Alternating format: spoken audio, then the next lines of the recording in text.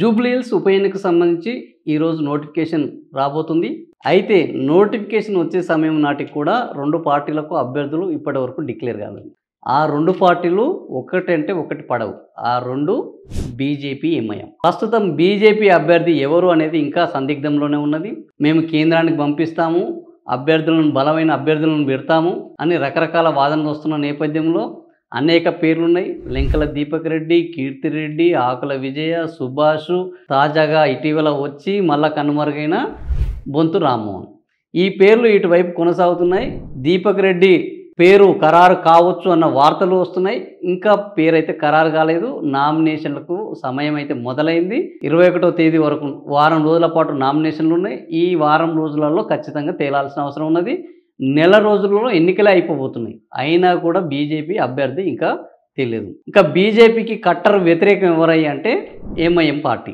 MIM party కూడా ఈ గతంలో ఇక్కడ ఎంఐఎం పార్టీ అభ్యర్థిని పెట్టింది. ఆ అభ్యర్థి ఉండడం వల్లనే బీఆర్ఎస్ గెలిచింది అని బీజేపీ, కాంగ్రెస్లు ఒక డమ్మీ అభ్యర్థిని పెట్టారు. ఏది షేక్పేట కార్పొరేటర్గా ఉన్న ఒక అభ్యర్థిని డమ్మీ అభ్యర్థిగా పెట్టారు అని ఆరోపణలు వచ్చినాయి. మరి ఈసారి జూబ్లీహిల్స్ ఉప ఎన్నికల్లో ఎంఐఎం పార్టీ అభ్యర్థిని పెడుతుందా లేదా? ఎందుకు అంటే ఇటీవల అసదుద్దీన్ చేసిన వ్యాఖ్యలు దీనికి కొంత ఊతమిచ్చాయి.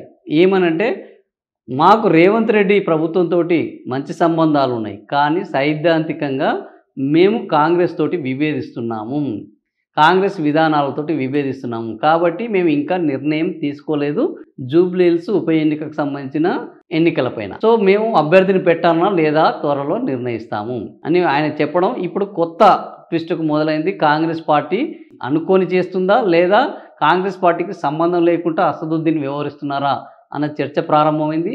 ఎందుకంటే నవీన్ యాదవ్ అసదుద్దీన్కు చాలా దగ్గర వ్యక్తి.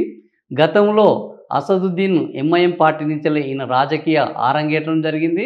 నవీన్ యాదవ్ అసదుద్దీన్ని తనకు రాజకీయ గురువు అని అంటారు. సో ఈ రాజకీయ గురువు తనను ఎమ్మెల్యేగా చూడాలని కోరుకున్నారు. ఇప్పుడు నాకు టికెట్ వచ్చింది కాబట్టి ఆయన మద్దతు నాకు ఉంటుంది అని నేను ఆశిస్తున్నారు. కానీ పేకాటే తమ్ముడే అంటున్నారు అసదుద్దీన్ ఓవైసీ. ఆయన కాంగ్రెస్ పార్టీ నుంచి వెళ్ళి టికెట్ తీసుకున్నాడు, ఎంఐఎం నుంచి వెళ్ళి తీసుకోలేదు. ఎంఐఎం పార్టీ సిద్ధాంతంకు సంబంధించి కాంగ్రెస్ పార్టీ పట్టించుకోవట్లేదు, కాబట్టి మేము ఇంకా నిర్ణయం తీసుకుంటాము అంటున్నారు. ఇప్పుడు ఎంఐఎం పార్టీ ఆల్రెడీ ఈ జూబ్లీహిల్స్ ఉప ఎన్నికలకు సంబంధించిన ఓటర్లలో 1,10,000 దాదాపుగా 4 లక్షల ఓట్లలో 1,10,000 ముస్లింల ఓట్లు ఉన్నాయి. ఈ ముస్లింల ఓట్లు చీలితే ఎంఐఎం అభ్యర్థి పెడితే ఖచ్చితంగా పతంగి గుర్తుకే ఓట్లు పడతాయి మెజారిటీ. కానీ ఇప్పుడు ఎంఐఎం పార్టీ పెట్టట్లేదు కాబట్టి ఇవి నవీన్ యాదవ్కు పడతాయని ఆయన ఆశతోటి ఉన్నారు.